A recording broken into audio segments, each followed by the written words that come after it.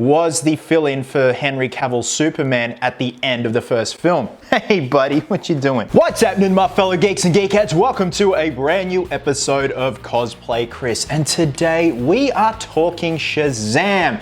New images have surfaced of Zachary Levi in his brand spanking new Shazam costume whilst he's filming in Union City, Georgia for Shazam Fury of the Gods. So this is essentially just a breakdown and my thoughts of the new revealed look of his costume in the second installment of the Shazam franchise. So the article I'm going off is from comicbook.com, so we haven't seen much from Shazam Fury of the Gods, but we did get a big reveal today from the anticipated sequel thanks to some new set photos. The new photos gave our first look at the new Shazam costume, and Zachary Levi is looking pretty slick in the new suit. The new costume features a sleeker and less bulky costume, and the big lightning bolt in the center has been trimmed down to a smaller size. So first and foremost, I love the costume. I love the direction that they've taken with this new redesign, but it doesn't take away from the beauty of the original costume. I love the original costume from the first Shazam. The simplicity of it is beautiful, and it's one of those things where you have to see the costume up close to appreciate the work that's gone into it. I was fortunate enough to see the costume up close at San Diego Comic-Con a few years ago, and it was beautiful. I wish I still had the photos that I took on this actual camera, but the laptop that I had them on crashed a couple of years ago and I lost them, but my God, the detail was absolutely insane. Now you're also probably wondering what this is. Stay to the end of this video and I will tell you, because it is pretty damn cool. So the way the original suit functioned was it was actually a black muscle suit underneath. Now the footage you see here is from Zachary Levi's stunt double, who actually was the fill-in for Henry Cavill's Superman at the end of the first film. Hey buddy, what you doing? Now you can see here him getting suited up, and it takes a team of 2 people to get him into that thing, but you can see it is a black muscle suit under there, and then they will put the specially textured fabric suit on top of it. So nothing was glued down, it just naturally sat on that muscle suit, where the new suit that we see here from these set photos, it looks like it's the same deal, but the muscle suit has drastically changed. And the way I'm looking at this muscle suit, especially those pecs, I have very good reason to believe that Ironhead Studios had a hand in making this thing, or hell, they made the entire thing. You look at these pecs, and these pecs look exactly like the pecs from, say, Jupiter's Legacy, The Tick, and of course, Batfleck. Ironhead have a very certain look with their muscle suits, especially the chest. It's very hard edge, almost like it was carved out of granite rock. And I'm really digging the design of this suit. I love the variations of the reds. It's not just a stark bright red like the original suit, not to take away from the beauty of the original suit, but I love the breaking up of it. You've almost got a burgundy on the side sweeping down to the outer thighs. The texture looks beautiful. Now it's very interesting, he doesn't have the cape. I'm guessing they're gonna CGI the cape in this time around.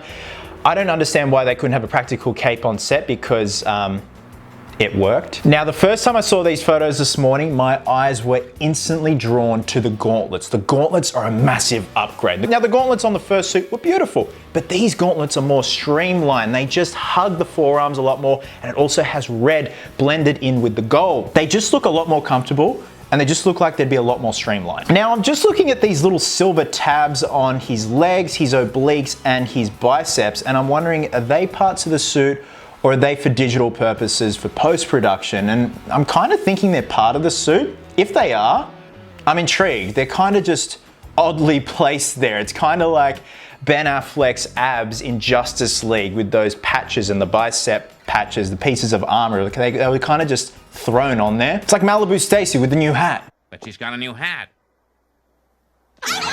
Now the lightning bolt has been changed drastically, and I'm gonna be honest, I'm a fan of the original lightning bolt. I don't know, I probably just have to see more footage and more photos of the lightning bolt, but I don't know, it just looks a bit, not off, but just new.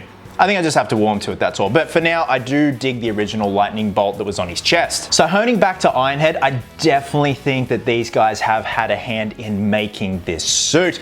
Just looking at the aesthetic of that muscle suit, and it looks like nothing's been glued down. It just looks like it's strategically hugging certain parts of the muscle suit. Not a lot of people realize the amount of engineering that can go into a muscle suit. Now, I have seen and heard how Ironhead do their particular muscle suits, especially say the Batfleck muscle suit, And it's not like how you'd see me or Benny do a muscle suit where we just glue these pieces down. These pieces are strategically engineered for folding points and fulcrums and bend parts and high traffic areas and stuff like that to make it appear like it's a natural physique and anatomically correct and aesthetically pleasing. So I definitely do dig the way that they've kind of trimmed down and leaned up this muscle suit, whereas the original suit from the first Shazam, it looked kind of fat almost sometimes, like he had a roid gut going on. Now this is probably just the angle of the photo, but if I were them, I would drop the belt just a bit and have it tapered down a bit more towards the groin. There's just something about a tapered belt that just makes the costume flow and is a lot more aesthetically pleasing, whereas just a straight belt. Following the Adonis belt, the V-taper you can get going on when you're a lot leaner, that's called the Adonis belt, and I like the way that a utility belt can hug that and follow the line of the Adonis belt. So just looking at more photos here, there's a photo of him with a big cheeky Zachary Levi grin with a fan. So yeah, because it's winter, well, it's about to be winter here, so it's probably gonna be spring / nearly summer there where they're filming in Georgia. So he's probably gonna be a little bit toasty in that suit. So guys, overall, I love this suit. I love the direction that they've taken. I love that they've kind of learnt from the first suit, improved upon it, because the first suit was beautiful. This one is definitely a step up. I love the structure, love the texture of it, loves the aesthetic of it. Those gauntlets are badass. They actually kind of look like, if you cover up the rest of the suit and just look at the gauntlets, it looks like Iron Man armor. Just because you've got the gold, you've got the burgundy red, you've got the silver going on there. It looks great. I'm very intrigued to see this thing in action when it's all digitally cleaned up and done, and how the cape's gonna look. I do wonder if the cape is gonna change. I don't think there's any reason to change the cape. It worked perfectly in the first film. Now, before we wrap this video up, guys, I have a very special piece to show you, and I'm gonna get the camera in and show you guys a nice close-up of this, because I know you guys are gonna dig the shit out of this. All right, geeks and geekettes, what you see right here is a production-made cape hem from the first Shazam from a few years ago. So again, this is how the cape was made. This is what the cape is made out of. This is the hem for the cape because it tapers around, as you can see right there. And this was made for production. Obviously it wasn't used on film because it's a raw piece. But to give you guys a nice close-up look of the beautiful detail on this. So the cape itself, the material is sort of a heavy kind of wool. And what you see here is a flexible ink that is screen printed by a machine, and then gold leafing is done over the top of it for that beautiful finish.